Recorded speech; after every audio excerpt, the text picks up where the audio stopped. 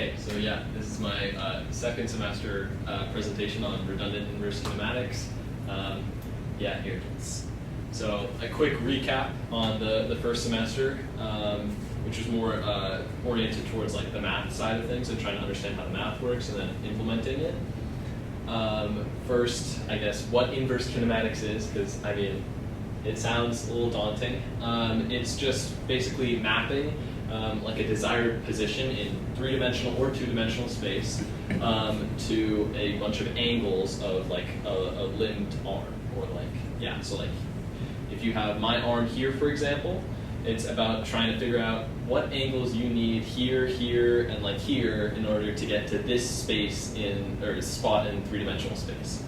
And so yeah, my independent study was about that process and the different algorithms used specifically for linkages with more than three or more degrees of freedom. So 3 or more joints is kind of an easier way to describe that. And that's because with 3 or more, you have an infinite number of possible ways that you can get to that point in space with that number of joints. And you can, yeah. And so, yeah, the algorithms that I looked into last semester were the Jacobian pseudo-inverse, which is kind of like the base of actually a lot of these redundant solvers, and then Dampley squares, which is kind of an extension of that, and then quadratic programming, which is one step further, which I went into more this semester.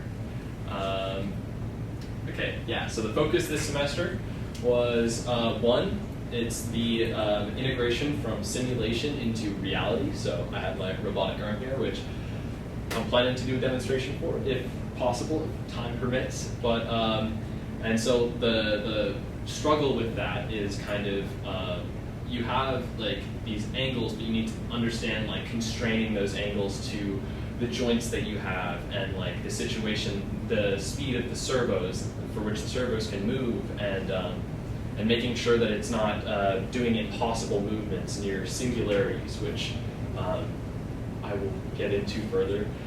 Basically, singularities are just points in the arm's movement where a small change in position in three-dimensional space would result in a huge change in the angle, so, or vice versa. So, and then the second part of my independent study this semester was advancing like the algorithms that we use, which in this case was looking into quadratic programming as like a concept to use in robotics, which is kind of the industry standard in like these linkage systems in robotics. And yeah, so first I'm going to look into like the CADing and design process for the arm that I built to kind of demonstrate these, and also understand how these, I don't know, like Boston Dynamics turns their programs into actual arms that move. So the first thing I was thinking about was with the servos that I have, which were these high wonder, like high torque servos, which they have a limit of 0 to 240 degrees. So what orientation should I have the arm be in? Because they can't rotate a full 360. So I was thinking about just limiting to 180, which is what I ended up doing. And so this is actually one of the first orientations that I kind of went through, where it's kind of a Z-shape folding design.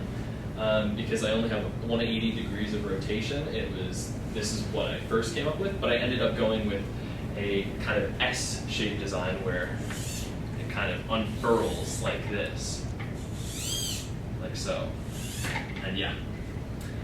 And then the other thing was kind of figuring out what length of limb I can use with the arm, considering the torque, the max torque of the servos, which they're all 45. Actually, one of them is 35 kilogram centimeters. So that's the torque measurement that I went with, and I decided like this would be perfectly fine. And I kind of wanted something a little bit larger because I don't know, I wanted it to kind of be similar to a human arm in that regard. And then the mounting solution, so like how I'm going to mount all the servos and everything. So, so I had to dedicate a slide to kind of the obstacles because it took up a lot of time. So like the first thing, the wires that the servos came with. So the servos communicate to each other via serial bus. It's a semi-duplex system, so it can send one signal and receive one signal, but only one at a time. And it works in a chain, so in series. So you basically send a signal from your microcontroller, which in my case is an Arduino Mega, and it sends a signal to a line of sends a signal through a wire that goes through every single servo, and then it associates that command with an ID, and that ID is coded to each servo, and those servos know to read the servo with that ID and knows to read that command. And if a servo wants to send a command, it just associates that command with an ID. And so, yeah, because I needed these wires, I just had to do some cable extensions. So just a bit of I just soldered some quick extensions, which are here, and also you can see them on the arm. And then the next thing was kind of power supply issues, because these servos actually draw 12 volts and a maximum of 3 amps, which is quite a bit for a small servo. But so I started with kind of this bulky design where I went with what was familiar and used the robotics power distribution board with a 12-volt battery, which was kind of overkill. So I ended up getting this power brick, which just plugs into the wall, and I have a little adapter on the end, which I also had issues with because the adapter, the ground wasn't working. So I ended up soldering onto the power adapter directly. And then I was also having some servo trouble, so one of the servos ended up, the encoder just stopped reading properly, and it just wasn't functioning right and going to the right angle, so I ended up replacing it. And then I've also had more recent issues with the base cracked, but we've solved that issue too. All right, and then building the physical platform that we went with, I kind of described this already, but basically my computer does all the calculations, and then it sends it over USB to the Arduino, which then sends these serial commands over the bus to the specific servos, and then they move and they make everything. Other than that, I kind of explained half duplex. So getting the kind of serial command system to work on the Arduino requires actually, especially with an external power supply, requires connecting the ground of the Arduino to the ground of the power supply. So that's what I ended up having to do, and yeah, it works. So the next kind of major challenge for anything where you're turning code into like a physical demonstration is creating limits within the code to prevent it from destroying itself. So that's kind of what I focused on for a while, was making sure that the ARM was simulated correctly in code first before actually implementing it. So I had to make sure that we had physical geometry in the code that mimicked how the real world geometry would work, and also mimic those collisions to make sure that it wouldn't try and like phase through itself. And and the other thing is, because everything is on the same plane, we have to worry about like I said, the limbs colliding with themselves. So I had to implement this geometry into code. And so this kind of presented a bit of a trap with bisection. So the first implementation that I used was using my damp least squares with the Jacobian pseudo-inverse method, which I explained in my last presentation, but it basically chooses the solution with the least amount of servo movement. That's the easiest way to explain it right now.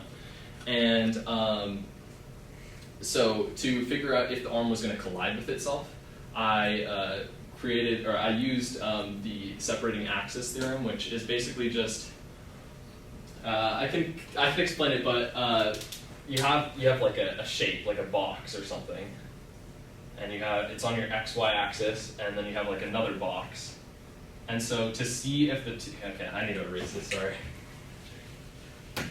So to see if this box is colliding with this box, you just draw a bunch of rays.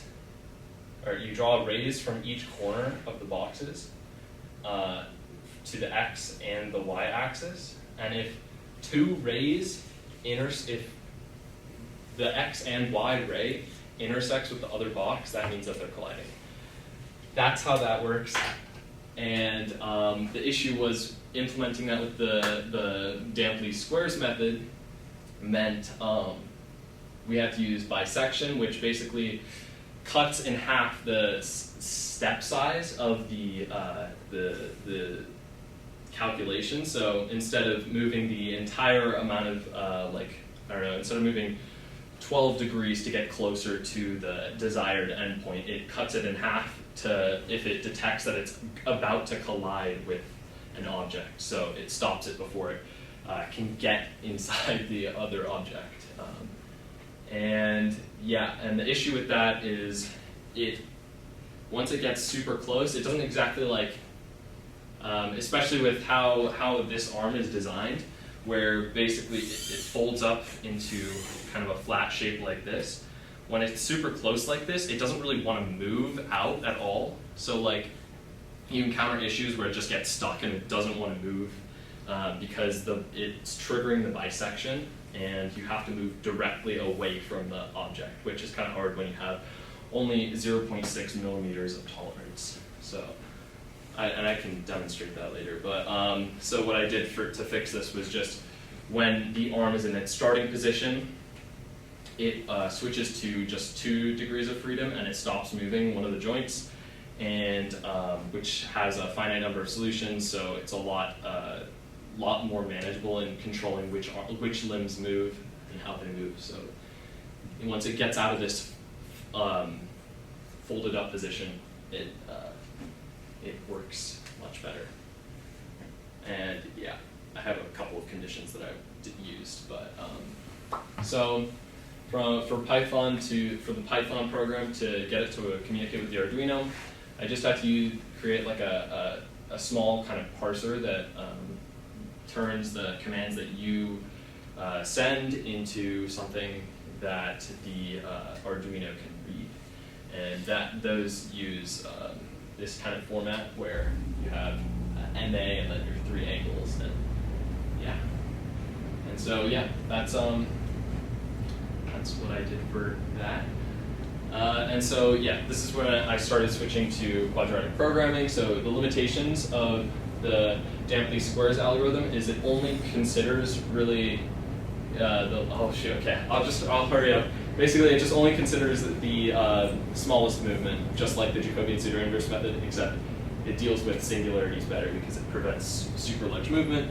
Quadratic programming, it's basically like linear programming in like linear algebra, or sorry, not linear algebra, in like pre-calc, but instead you have some quadratic curves which can better fit your situations.